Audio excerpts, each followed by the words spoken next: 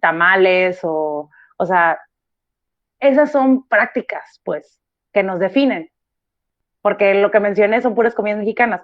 Ya si ustedes tienen un papá o una mamá o un tío, o tienen alguien de la familia que es de otra parte del mundo y les enseñó, es que, ¿sabes qué? Yo soy mitad mexicano y soy mitad, no sé, eh, peruano, a lo mejor te enseñan costumbres peruanas también, ¿no?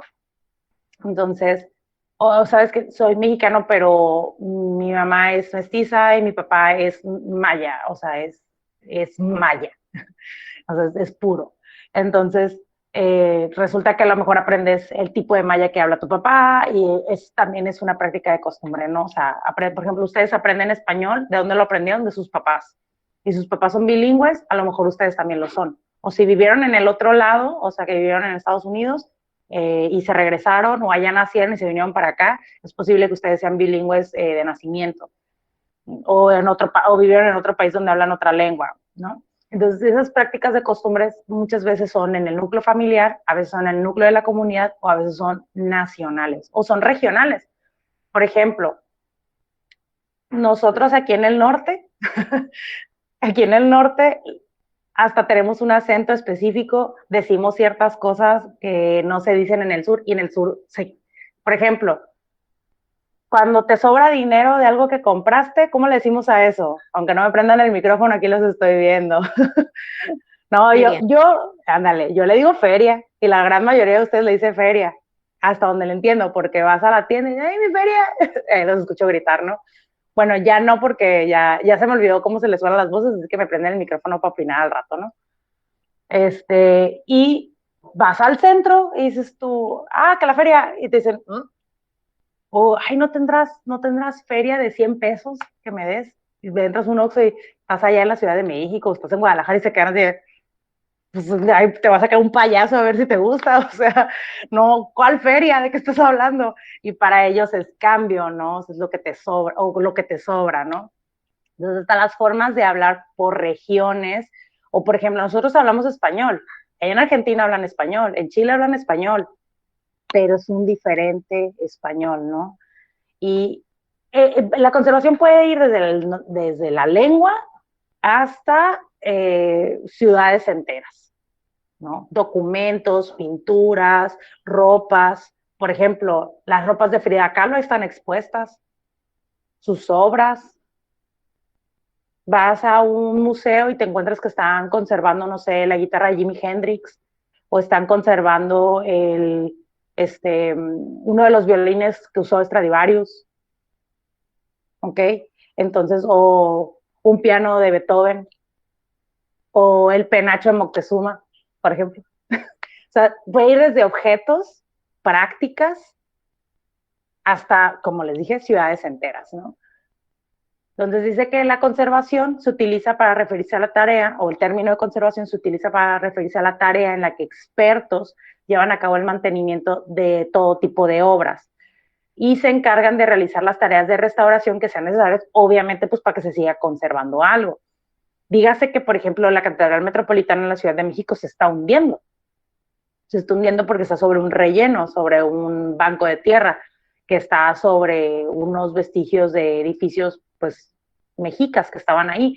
Entonces, ¿qué pasa? Ellos tienen un problema de humedad, tienen un problema de sísmico, bla, bla, bla, y el edificio se está desplomando hacia abajo, o sea, y de enfrente. O sea, que se puede llegar a partir y la parte de enfrente del edificio de la Catedral Metropolitana es la más pesada y bla, bla, bla, lo que ustedes quieran, pues para que esa catedral viva más años, porque si la dejan que se desplome, ya se hubiera caído, porque yo recuerdo que mi primer visita a la Ciudad de México nunca había salido del estado y fue en el 2007, ya estaba grande, pues estaba en la universidad ya, y la estaban reparando.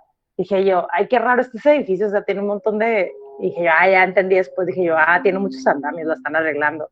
Y yo, pero ¿por qué la están arreglando? ¿La estarán pintando? Que ya cuando yo estudié conservación en tercer año de la universidad, fui cuando estaba como en primero y entrando, cuando estaba en cuarto, perdón, pues me dio clases la maestra Sonia, que pues es una maestra que todavía está activa en la escuela, y nos platicó sobre esto. Dije yo, ok, lo que estaba sucediendo ahí es que le estaban dando un tratamiento, estaban manteniéndolo para conservarlo. Estaba así como ven esta foto, ¿no? O sea, estaba con andamios y tenía apuntalamientos para que dejara, para mantenerla en un lugar como con poco desplomamiento porque le estaban inyectando en el subsuelo un relleno de concreto para que ya, porque si le inyectaban tierra, pues se podía volver a ir hacia abajo, ¿no? Entonces le inyectan concreto de cierto porcentaje de carga. No es como el concreto que ponen para las banquetas de ahí donde tú vives, no, es con una resistencia mayor porque pues tiene que cargar muchísimas toneladas y todo el tiempo, ¿no? No hay descanso ahí. Entonces es muy interesante ver algo como eso. Entonces las tareas necesarias para restaurar un bien patrimonial, se van a estar dentro del globo de la palabra de la conservación, o sea, dentro de ese término. Es muy amplio. Dentro de este sentido, vamos a encontrar que existen, vamos a llamarlo 3 escenarios o 3 niveles de conservación. En el nivel menos invasivo o el escenario menos invasivo tenemos la conservación que es preventiva. La conservación que es preventivo es como lo indica, ¿no? O sea, es previo a, es antes de que suceda un daño verdadero. Es como decir, bueno, se trata de las acciones que se hacen antes de que aparezca un daño o que antes de que un daño sea grande. Por ejemplo, vamos a decir que ustedes en su casa encuentran que se está descarapelando la pared y dicen, ya toca limpiar, ya toca pintar, o se está poniendo como feyona la pared, se está poniendo como de otro color, o por ejemplo, si es beige, se está haciendo como oscurona, o si es blanca, se ve como que se está ensuciando, pero como que se ensució todo, ¿no? Eso, ay, pues antes de que se ponga feo, le vamos a pegar una pintada. Desde que se empiece a arrancar toda la pintura, antes, veo una humedad así bien chiquita y antes de que se vea en todo el muro, la arreglas. O a veces ni dejan que se vea fea la pintura cuando ya están pintando todo, ¿no? Y eso es una acción preventiva. Es como tener unos tenis blancos, los acabas de comprar, sales con ellos a la calle. Ah, pero si se escucha mucho ruido, es la perrita por ahí anda, ¿no? Anda sacudiendo las orejitas. Ok, entonces, vamos a decir que te compras unos tenis nuevos, sales con ellos y allá se te llenan de tierrita y cuando regresas dices tú, ay, me los acabo de comprar, me los puse por primera vez y ya se están ensuciando. Y te agarras y los limpias, no sé si enajenado para que sigan siendo blancos y los guardas. Hasta les limpias la suela, ¿no? Yo soy medio marrana, yo no hago ese tipo de cosas, pero tengo amigos, el primo de un amigo sí los limpia así. Entonces, eh, vamos a ver cómo los guardas, ¿no? Y la siguiente que te los pones, hay como ustedes que son muy limpios y así como enajenados se ponen algo y cuando llegan a la casa lo limpian, ¿no? Y lo guardan. Entonces, o tienes una prenda que te gusta mucho, una camiseta o un pantalón o lo que sea, y ahí lo andas así, lo andas tratando. Aquí, dónde te pongo, ¿no? Entonces, eso es una acción preventiva. Llegar y limpiar los tenis blancos y guardarlos después de que los usaste, porque no vaya a ser, no vaya haciendo que se te hagan amarillentos, que se queden manchados con la tierrita que les cayó encima, ¿sale? Entonces, una acción preventiva habla de actuar antes de que haya un verdadero daño. O sea, tú sabes que hay como un deterioro de la pintura y un deterioro, o sabes que tembló, no estoy seguro que le haya pasado algo malo al edificio, pero lo vamos a mandar a revisar. Le vamos a hablar a alguien para que venga y lo revise, este, antes de que le pase algo, y si le encuentra algo, o que te digan, ¿sabes qué? No le pasó nada, pero tembló fuerte, son el otro día, y no está fisurado, pero allá arriba que tienes, no sé, una balaustrada, vamos a decir, nos vamos a inventar un detalle, una balaustrada, estaría bueno revisarla y ponerle a lo mejor hay un tratamiento para que quede como más amacizada la parte de abajo. O si tienes una fisura, fíjate, pero como que no se le hizo con el, es como una fisura ya de hace mucho. Y sabes que por ahí podría quebrarse. ¿Y si la pegamos de nuevo? Ah, pues sí, Simón, hazlo. Eso es una acción preventiva. O por ejemplo, ahí viene la temporada de lluvias, voy a impermeabilizar. No quiero goteras. Esa es una acción preventiva. ¿Ok? Más o menos para que vayan como cuadrando en su mente a qué me refiero, ¿no? El siguiente escenario, que es ya es donde estamos invadiendo un poco más el edificio, es el escenario o la conservación que se le conoce como curativa, que viene siendo aquella donde se desarrolla un trabajo para arreglar un daño. Este daño puede ser sobre el vestigio, obviamente, y estamos hablando de que a lo mejor, es que se le cayó el aplanado, no que se le cayó el muro, ahí ya no habría vestigio. Cuando ya no está el muro, ya no hay vestigio. Entonces, está todo el muro, pero se le cayó el aplanado, o se le cayó la cornisa, se desplomó contra el piso, pero ahí están los pedazos. Ah, bueno. O queda un pedazo ahí todavía. Ah, bueno, pues a lo mejor podemos reparar y simularla lo que le hace falta. ¿Qué es lo que sucede mucho con... Esto se aplica muchísimo más en la pintura, por ejemplo, que curan las pinturas. O sea, ahí, eso sí seguramente les suena, que llega alguien y repara una pintura, a lo mejor le limpia la mugre que tiene. Yo sigo a un curador de pinturas en YouTube, la neta, qué qué cosa, plebes. O sea, si ustedes creen que ver gente comiendo es entretenido, no han visto a este hombre, se los paso luego. Si les interesa, me avisan. No me acuerdo cómo se llama, pero es con B. Es un curador, creo que es inglés, y la neta hace unas piezas muy interesantes.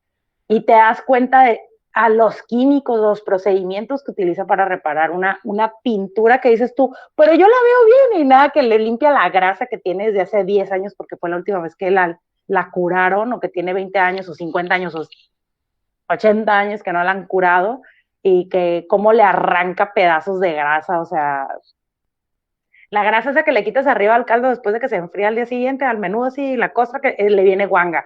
Entonces, ya sabrán, está muy entretenido. Ya, perdón, ya, dejando de hablar de cochinadas.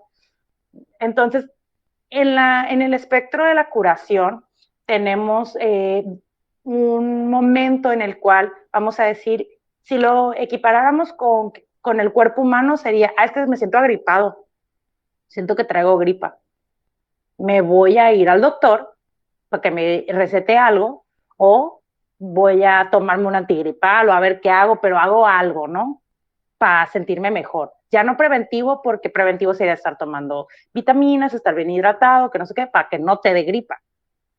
Curativo sería, pues no, echar una paracetamol a ver hasta dónde aguanto, ¿no? Y a ver si alcanzo a llegar con el doctor antes de sentirme verdaderamente mal.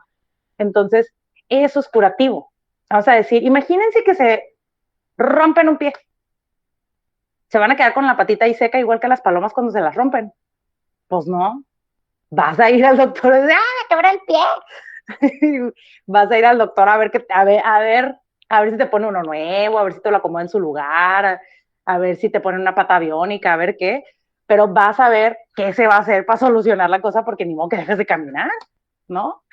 Entonces, ojalá nunca se hayan roto un pie, si se rompieron un pie, pues mis respetos, yo nunca me he roto nada y se me hace lo peor del mundo. Entonces, vas a que te curen. Cuando estás malo, vas a que te curen. El edificio no puede ir a ningún lado, tienes que ir a él. Háganme cuenta que es un enfermo que está postrado así en la cama. Así, ay, güey, ayúdame a sobrevivir esta. Entonces, tienes que ir al edificio, tienes que ir a la zona y hacer una curación. ¿De qué tipo? Dependerá del deterioro. Por ejemplo, vamos a decir que tenemos un muro, tenemos un paramento, que el paramento es el muro de hasta enfrente, es el muro de la fachada. Y el paramento, vamos a decir que les voy a hacer un dibujo. Porque, ¿por qué no? Imagínense que tenemos un edificio que la pared está fisurada, bueno, que está quebrada, se separó. Entonces, en este espectro de hablar que se separó, vas a decir, esta es la pared, un pedazo se está desplomando hacia afuera. Una de las dos secciones se está desplomando hacia afuera. Entonces, supongamos que este es el muro, lo estamos viendo en corte, ¿no? Ahí por ahí va a aparecer. Suponiendo que este es el muro que está bien, pero resulta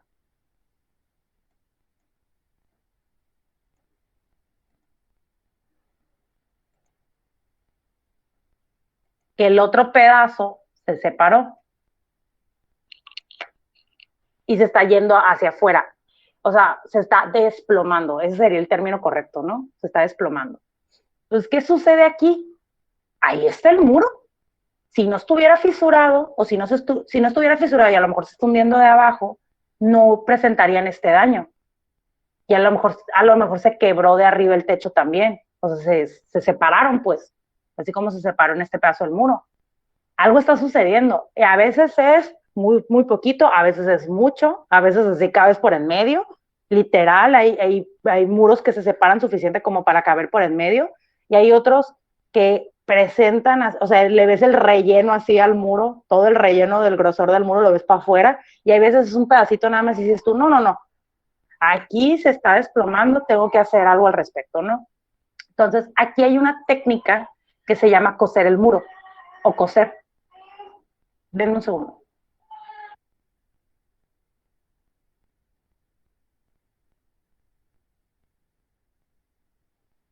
Me distraigo yo. No sé si alcanzan a escuchar los ruidos de mi casa, pero I'm sorry, ¿no? Ni modo. Este, aquí sucede una cuestión. Cuando se dice coser el muro, ¿dónde está mi mouse? Aquí está. Vamos a poner una placa de metal, o ponemos varias, ¿no? Una arriba, una en medio, una abajo, dependiendo de dónde esté el daño, ¿no? Ponemos unas placas de metal hacia los lados,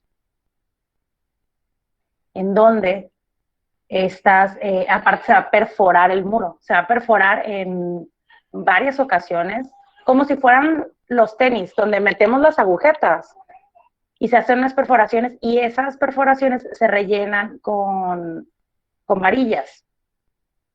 ¿Okay? Estas varillas normalmente son varillas que tienen el espiral como para que las atornilles para que les pongas una tuerca. Entonces, hagan de cuenta que aquí esto es como las agujetas en un tenis. Y lo que vamos a hacer es que como esto está separado, la idea es juntarlos, apretar las tuercas de cada lado para que este pedazo del muro se vuelva a unir con el otro. Pero, ¿qué va a pasar si yo nada más las aprieto y luego quito las placas? ¿Qué pasa? Pues se va a regresar o se va a caer más rápido porque lo moviste. Entonces, aquí tengo que investigar el mortero con el que fue pegada las piezas de la pared. No, es que la pared está pegada con adobe. Las piezas era de ladrillo y la pegaron con adobe porque es un edificio vernáculo. Yo tengo que intentar recrear esa misma pasta, ese mismo mortero, inyectarlo aquí e ir uniendo poco a poco. La uno tantito, vamos a decir que tenía una unión abajo, la aprieto tantito, la voy rellenando, la aprieto tantito, la voy rellenando, la aprieto tantito, hasta que ya lo tengo todo en su lugar. O sea, que la tengo en su lugar, y vamos a decir que esta...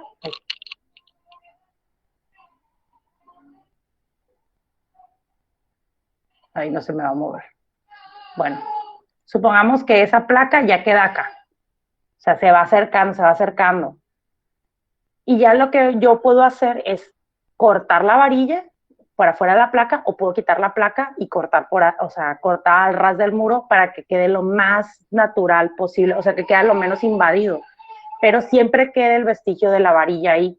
A veces podrá taparse, pero lo ideal es que no se tape para que la gente que lo vea, sobre todo si viene alguien en 50 años a repararlo, sepa lo que sucedió ahí.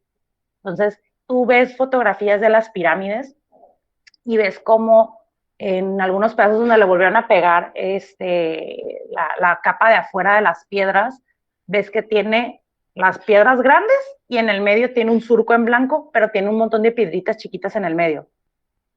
Y en otros pedazos es el surco así en blanco que pegan una pieza y otra, y dices tú, pero ese es todo blanco y allá está con puntitos o sea, piedritas. ¿Por qué es esa diferencia? Bueno, donde es todo blanco, ese ya estaba así. Ese es real de aquel tiempo. Y el que tiene las piedritas, ese es un pegamento nuevo. Es para diferenciarlo, para diferenciar qué se arregló y qué no se arregló o sea, se deja un vestigio. Cuando hacemos una curación, se busca dejar un vestigio de alguna manera. Si el daño es muy grande, como un desplomamiento, que no entre en restauración todavía porque no está, o sea, no se desplomó completo, no se cayó a la calle, pues. No se desprendió por completo, sino que seguía pegado al suelo, estaba parcialmente pegado a su muro original, o sea, nomás había que como que volver a pegarlo en su lugar, o sea, se estaba cayendo de lado. Entonces hay una rehabilitación. El rollo de la curación es que dice, tengamos que la curación resalte sus características, que sea de acuerdo, la curación sea de acuerdo a sus condiciones objetivas y ambientales. O sea, que si vamos a decir, se le cayó el aplanado y el aplanado era de escayola, con cal, con arena, yo no voy a ponerle un aplanado concreto. O sea, tiene que ser de la misma naturaleza, tiene que ser del mismo ambiente microbiano, químico, molecular, o sea, tiene que ser de lo más similar posible. Por ejemplo, si la pared, el aplanado es de cal, no ponerle pintura encima que sea acrílica, porque se le hacen unas burbujas bien horrorosas y terminan por guardar microorganismos, volverse a fregar en el aplanado y aparte fregarse en el muro. Y ahí ya tienes un problema más grave. Entonces, ¿pero qué pintura le voy a poner? Pues una pintura con base de cal. Y en ese caso es escayola. O sea, tienes que ir buscando ahí como... Hay muchas opciones, ¿eh? Y a veces te las fabrican, a veces ya las compras hechas, porque ya, o sea, ya. Hay un mercado muy grande para eso, sobre todo aquí en México hay mucho mercado, o sea, pues encuentras muchos productos en las tiendas para este tipo de práctica, porque aquí en México se hace mucho la restauración de edificios antiguos. El rollo de la curación es resaltar las características del edificio, por ejemplo, es que está, o sea, esta pared pues está bien bonita y si se cae ese pedazo va a perder una parte y ya la fachada ya valió. Entonces, hay que restaurar ahí, hay que curarlo para resaltar sus características. Y también, imagínate que se te está desplomando el muro y se rajó del techo y se rajó del muro y cuando llueve, pues vámonos. Entonces, no hay un óptimo aprovechamiento de ese espacio porque cuando llueve, pues esa habitación ya valió. Y no sabes qué, nos llovió, no nos habíamos dado cuenta, se desplomó poquito, estaba rajado, no nos habíamos dado cuenta que ya se alcanza a ver arriba y tiene 2 centímetros de separación. Tenemos que volver a unir el muro y rellenarlo de arriba y rellenarlo de lado para que se vuelva a unir.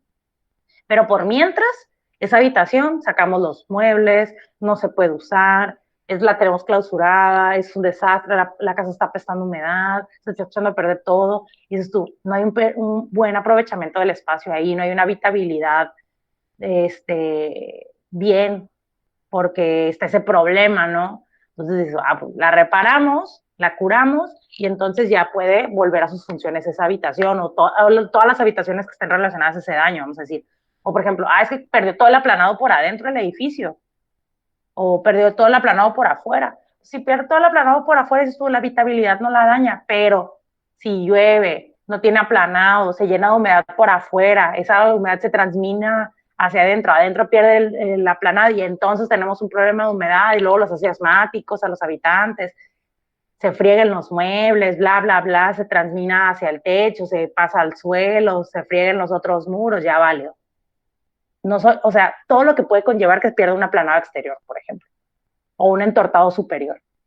Entonces, la curación es una forma en la que a lo mejor no alcanzaste a prevenir, pero alcanzas a recuperar el óptimo aprovechamiento del edificio, ¿no?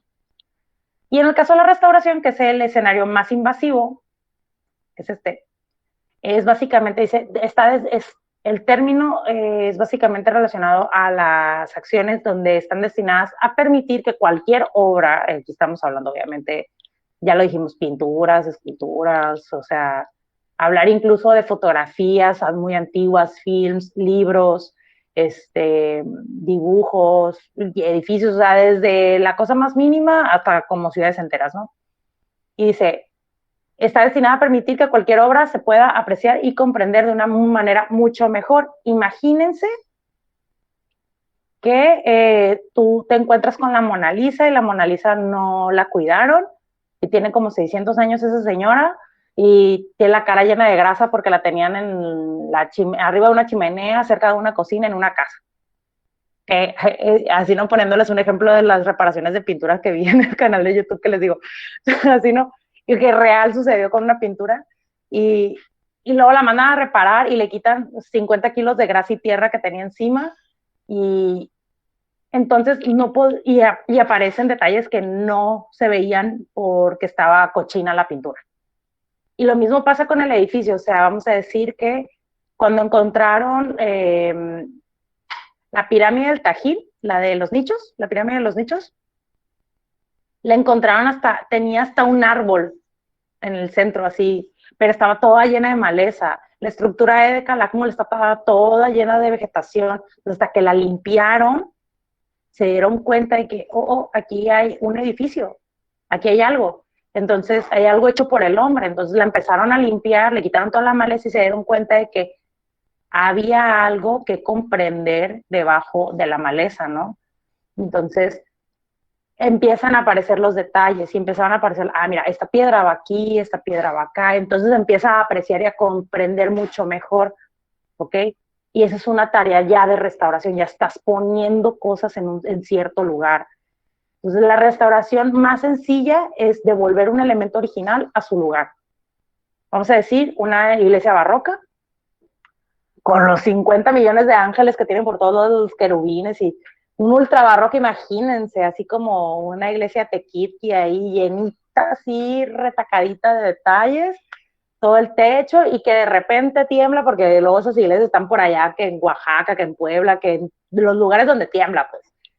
Entonces, que tiembla de verdad, digo, porque hay quienes dicen, es que en Culiacán tiembla, sí, sí es cierto, sí tiembla, pero no vamos a comparar, no ahorita, a lo mejor podemos comparar cuando tengamos un sismo muy violento, pero entonces vamos a encontrar con que muchas iglesias, vamos a decir, o muchos edificios antiguos, se les caen los detalles cuando tiembla. Desafortunadamente en el 2017 que viene a temblar súper fuerte de nuevo en el centro del país, vemos con nuestra generación, con nuestros propios ojos, vemos evidencias donde, es que a la iglesia se le cayeron un montón de detalles que tenía en el techo. Se le destrozó toda la decoración del sotocoro, o se le cayeron los pináculos de enfrente. No, hombre, se desplomó el ángel que tenía en la torre, o se desplomó la torre, o se rajó la fachada y se está desplomando hacia adelante. Y dices tú, o sea, ¿y qué va a pasar con ese pináculo que cayó hasta el piso? O con ese ángel que se cayó, se cayó hasta el piso. Bueno, si la pieza que se cayó está en buen estado y el lugar en donde se quebró, o sea, donde se desprendió, está en buen estado, esa pieza puede volver a su lugar. ¿Ok? O sea, vamos a decir un corte más o menos limpio. O que sea un corte que limpiándolo tantito a lo mejor le pueden hacer una reparación y lleve un relleno de unos 2, 5 centímetros y ahí se pega, ¿no? Pones el querubín otra vez o pones el pináculo otra vez en su lugar. Pero, ¿qué pasa si esa piedra es que la iglesia tiene 20 metros de alto la torre y el pináculo se cayó y se hizo polvo contra el suelo? La pieza se perdió. Pero tenemos fotos o tenía un pináculo gemelo del otro lado de la torre y lo que podemos hacer es una réplica. Cuando es una réplica, dependiendo de la teoría que utilices, porque hay 3 tipos de teorías que vamos a estudiar, que son las que normalmente se aplican en el mundo de la conservación, si no profundizas mucho en ellas. Hay muchas, ¿no? Hay creo que más de 12 o una cosa así, pero todas nacen a partir de esas 3 que nosotros vamos a estudiar las básicas.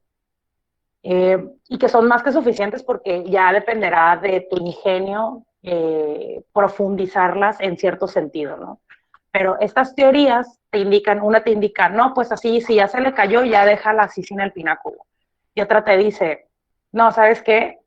Haz una copia del pináculo, la pegas, pero el pináculo era amarillo, ¿verdad? O era de piedra. Bueno, tú de piedra, no sé, era de piedra caliza. Pues tú la vas a hacer de piedra cantera. O sea, la vas a hacer de otra piedra. O era mármol negro a la pieza, yo la voy a hacer de granito, para que simule que es igual, o sea, pero que la gente se dé cuenta que hay una reparación. Entonces, ahí es muy importante no engañar al observador. Y existe otra teoría que es más invasiva y te dice, está bien, puedes volver a hacer el pináculo, puede tener otra forma nueva, para que se den cuenta que está restaurada. Podría estar, por ejemplo, podría ser, vamos a decir, el pináculo es como piramidal, porque ya ven que hay unos que son cónicos, otros tienen como forma de jarrón y así. Vamos a decir que es piramidal, es en forma de pirámide. Vamos a decir que los originales tienen la punta como redondeada. Pues tú el que vas a hacer, lo vas a hacer con la punta puntiaguda, no redondeada. Y ya con eso. Ya con eso se le nota y la vas a hacer del mismo color, del mismo material. Y ya con ese detalle, ya con, en el futuro, cuando la vuelvan a reparar, cuando vean, cuando la estudien, me van a decir, mira, ahí está, ese pináculo se le cayó en el 2017 con el sismo y que no sé qué. Entonces, vamos a decir, si se le cayó un querubín, lo vamos a volver a hacer. Lo vamos a volver a hacer y se lo vamos a pegar, pero lo vamos a dejar de color blanco. ¿Ok? Entonces, ahí va. O se le cayó la cornisa. La forma, hay una teoría que dice que la cornisa, pues ya, que se le note que se le desprendió, pero todo el resto de la cornisa y donde se desprendió para que no se siga dañando, ahí le vamos a dar un tratamiento curativo y ya. Si se desprende en 20 años otro pedazo, aleluya, duró 20 años sin que se volviera a dañar. Pero el pedazo donde se le cayó ya no lo reparamos. Entonces, si en, si en otra teoría te dice, ¿sabes qué? No le vas a poner cornisa, pero para que no se vea feo y que se vea masticado, se le note que se está deteriorando, vas a pintar ese pedazo cenefa. Si la cornisa era blanca, ese pedazo lo vas a pintar en blanco. Entonces, a simple vista, en la imagen urbana, va a quedar como que todavía tiene la cornisa. O sea, en el espectro de tu mente, de quien la observa, tiene cornisa, pero te quedas viendo, mira, ahí le falta. Y ya, tan tan. Con eso se dan cuenta que que ha sido intervenida. Y la otra teoría, que es más invasiva, te dice, no, vuelve a hacer la cornisa. Pero a lo mejor la cornisa a partir de donde la arreglaste en adelante, si la cornisa era blanca, era blanco blanco, tú la vas a pintar blanco ostión. O si era blanco marfil, tú la vas a pintar blanco ostión. O la vas a pintar un poquito beige o un poquito gris. No un color tan contrastante, pero sí. O va a ser, la vas a pintar del mismo color, pero si tenía muchos resaltos, remetimientos y así, le vas a hacer menos. O si la cornisa es muy sencilla, tú la vas a hacer muy compleja. O si era muy orgánica la forma que tiene, la vas a hacer más geométrica. ¿Ok? Entonces ahí hay un detalle que lo diferencia, pero se está poniendo el elemento.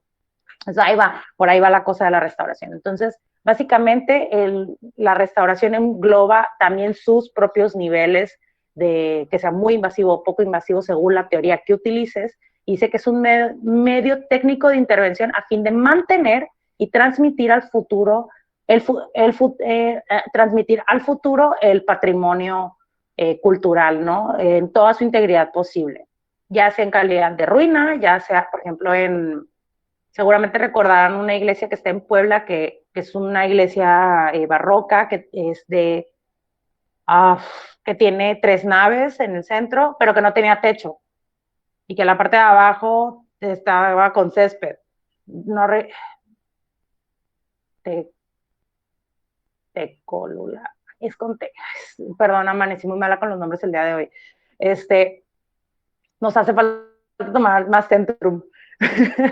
Entonces, hagan de cuenta que en ese caso ya la encontraron sin techo. Cuando no sabes cómo es un elemento, pues lo más importante sería recuperar lo que sí sabes cómo es y lo demás, pues no ponérselo. Dependerá de la necesidad de utilizar ese espacio o no. Y eso me lleva a lo siguiente.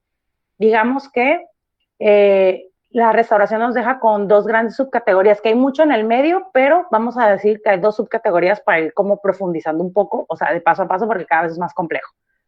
Primero está la intervención o la alteración sencilla, que básicamente se conoce como la acción donde se efectúa sobre un vestigio y requiere procedimientos técnicos que le ayuden a conservarse y protegerse. Por ejemplo, eh, se está, eh, se está desprendiendo toda la cornisa y ya se le cayó a la mitad.